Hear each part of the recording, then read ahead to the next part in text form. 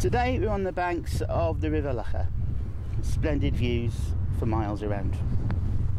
We're going to be calling in to see the crew of the Loughor Inshore Rescue lifeboat, who are on call 24 hours a day to help save lives of people who get into trouble on the estuary. We're going to be finding out all about the history of the lifeboat station and the work that goes on. Let's go and see them.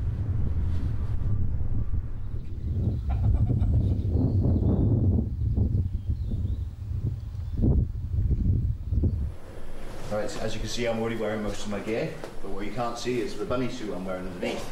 Now this will keep you alive in our standard temperature water for 3 to 5 hours. It's a life-saving piece of kit. Then we move to the dry suit. Now the dry suit has neoprene seals that are watertight, but it also lets the suit breathe, so you don't get too hot and sweaty in there, you know. They are expensive pieces of kit. There's $395 for this. The bunny suit is $200, and this amazing piece of kit, the life jacket. Now this is a buoyancy aid as well as a flotation device. So it does have this which blows up inside as well.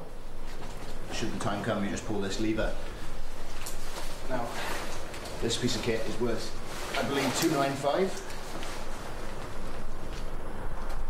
Somebody hadn't adjusted this to the wrong size.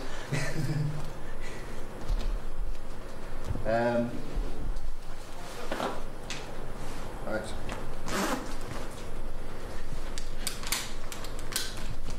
Now this kit you can be airlifted with it. It just clips on here, and the helicopter can winch you straight up. Now I believe, if I'm correct in saying, it's 250 newtons, or 275, sorry. So it's more than enough to keep any person to the surface. For here you've got your flares. You've got your day and night flare, just in this pouch for here. That's your night showing, the red one with the dots on top, so you know at night what colour it is, isn't it? There's a bit of torch in here, which is always helpful whether you're on a shout or if you are indeed stranded overboard. Now I don't have a whistle on this, but usually a whistle is standard edition with these suits. Unfortunately, I think this one must have broken off, or somebody's taking it home. But yeah. You've also got your helmet. This is a handy bit of kit, and it can be a life-saving piece of equipment. This fits nice and snugly, and it also inflates then to the size of your head, so one size fits all. Now this can make the difference between life and death if you are run over by a passing speedboat, or should you take a great fall and hit your head on something. It can make the difference between life and death. Like I said. Hello, I'm Colin Davis. I'm the local coxswain of the Loughor Inshore Rescue. The service was started in the early part of '69 when a young lad tragically drowned outside the bridges. The locals in the village had a big outcry asking why there wasn't a lifeboat service in the area. Ferryside kindly donated us a small rib, which we used for 2 years, and then we purchased our first airborne inflatable from the local business, Airborne Inflatables. I became a crew member when I was actually 10, and basically the service is run totally on donations. We save lives. It's not just lives we save, we also get involved with animals, the RSPCA, the local sheep and farmers, and we've got horses and stuff in the river.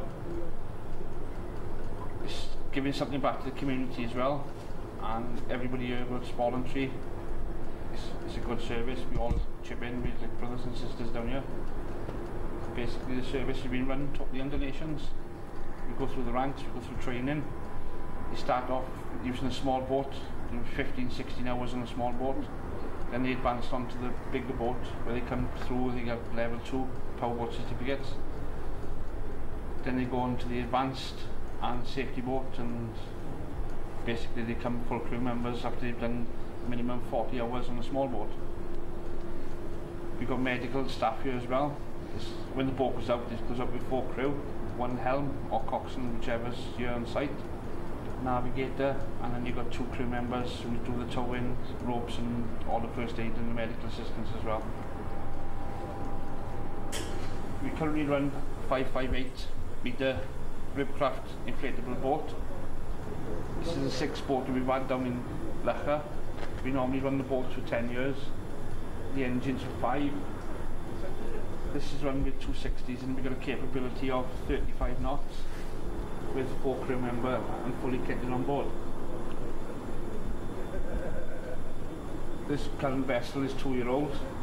In 3 years' time we'll be looking for 14,000 to buy 2 new engines, and then after that then we'd be running 5 years, we'd be looking for a new boat which is in the region of between 40 and 60,000, which we collect via doing donations and public events in the area.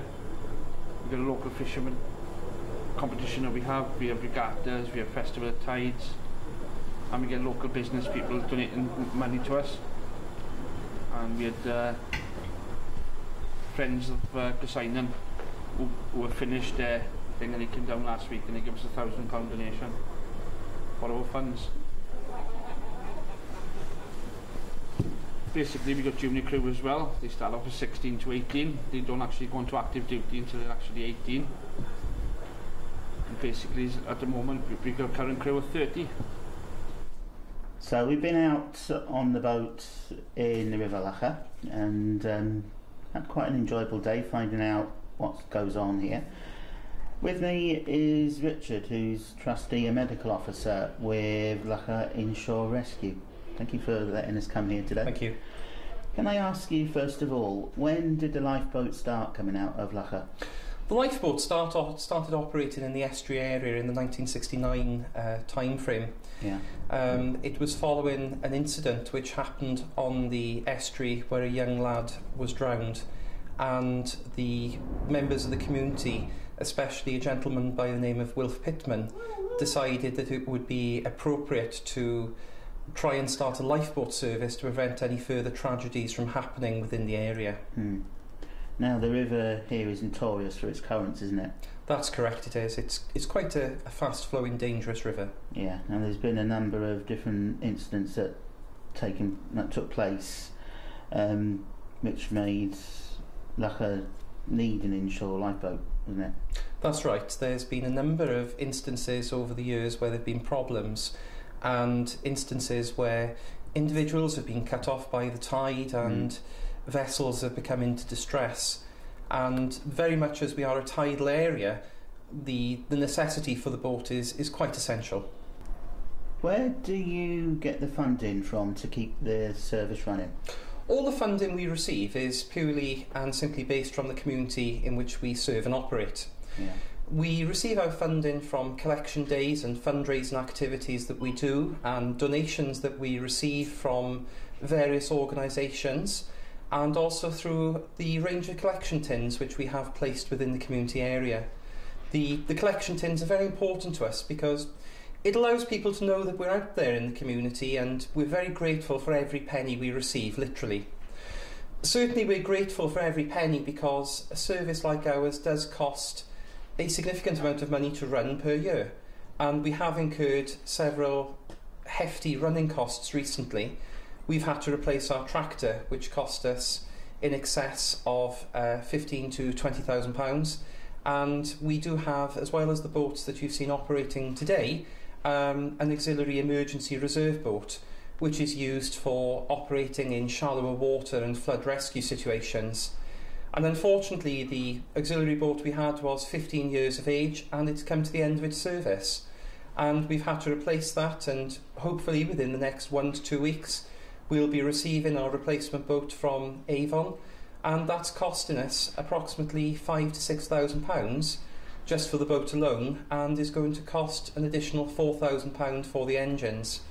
So we do actually receive every penny from the community, and we are very grateful for it, and grateful for all the support that we receive. Now when the call comes in, how long does it take for the crew to get the lifeboat launched?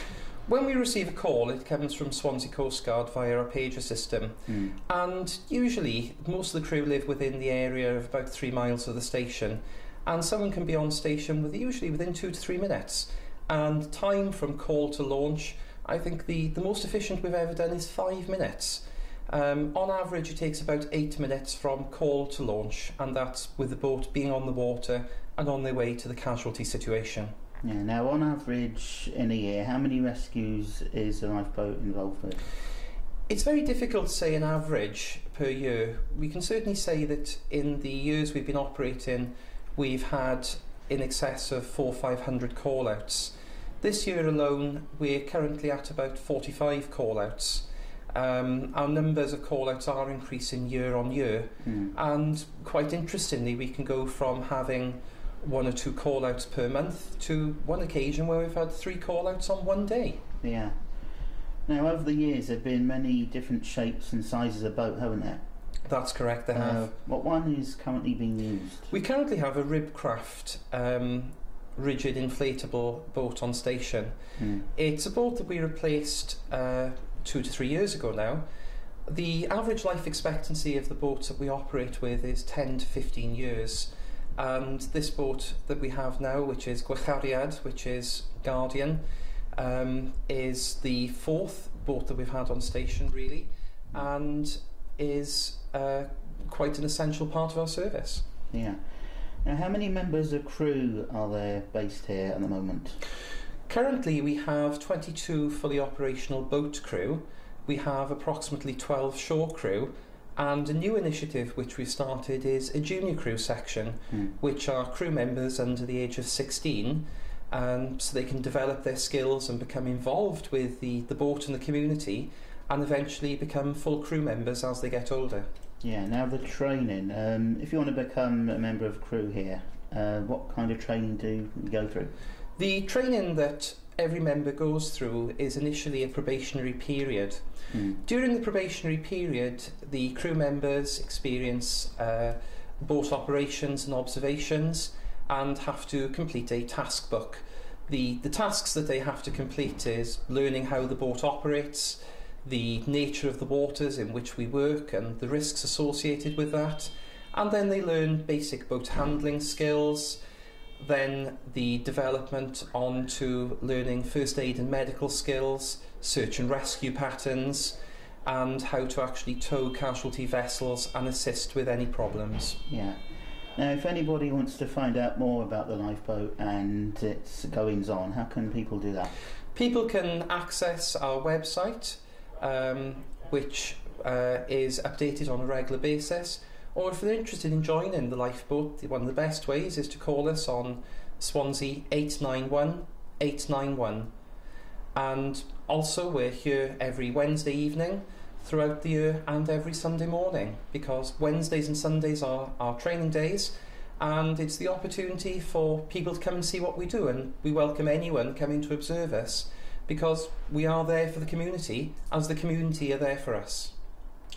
Thank you, Richard, for your time today, and to the rest of the crew here for letting us come down and see what goes on. Thank you very much. Thank you.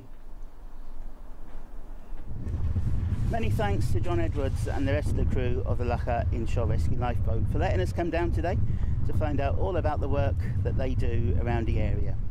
Thank you for watching.